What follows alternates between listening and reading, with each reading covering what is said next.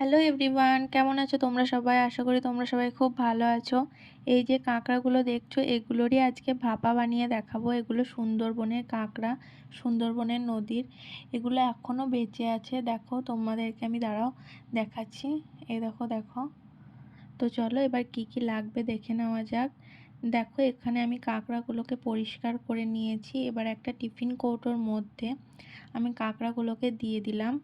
আর দিয়ে দেব পেঁয়াজ বাটা, আদা বাটা, রসুন বাটা, ধনে আর জিরে বাটা আর কাঁচা বা শুকনো লঙ্কা, তোমরা যে যেটা পছন্দ করো দিয়ে দেবে। এখানে বাটা মশলা ইউজ করলেই টেস্টটা ভালো আসে। এখানে গুঁড়ো মশলা ইউজ করলে টেস্টটা অতটা ভালো আসে না, তাই আমি এখানে সমস্ত বাটা মশলা ইউজ করেছি। দেখো একে একে সব মশলাগুলো দিয়ে দিলাম। এবার মশলাগুলোকে কাঁকড়ার সাথে খুব ভালোভাবে মিশিয়ে নিতে হবে। আর দিয়ে দিচ্ছি এখানে দেখো পরিমাণ মতো লবণ। তোমরা তোমাদের পরিমাণ মতো লবণ দিয়ে দেবে। আর দিয়ে দেবে সর্ষের তেল। আমি এখানে প্রায় 3 টেবিল স্পুন মতো সর্ষের তেল দিয়ে দিয়েছি।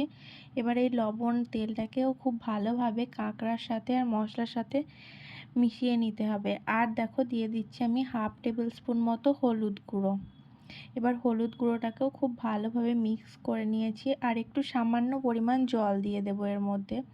দিয়ে সব কিছুকে খুব ভালোভাবে মিশিয়ে নেব। আমি একটু ধনেপাতাও দিয়ে দিয়েছিলাম, যেটা তোমাদেরকে দেখানো হয়নি। এবার এটাকে টিফিন কৌটোটাকে বন্ধ করে আমি প্রায় 25 থেকে 30 মিনিট মতো ভাপে রেখে দিয়েছিলাম। তারপরে দেখাচ্ছি চলো তোমাদেরকে। দেখো কতটা সুন্দর কালার এসেছে আর কি অসাধারণ লাগছে দেখতে। খেতেও খুব টেস্টি হয়েছিল।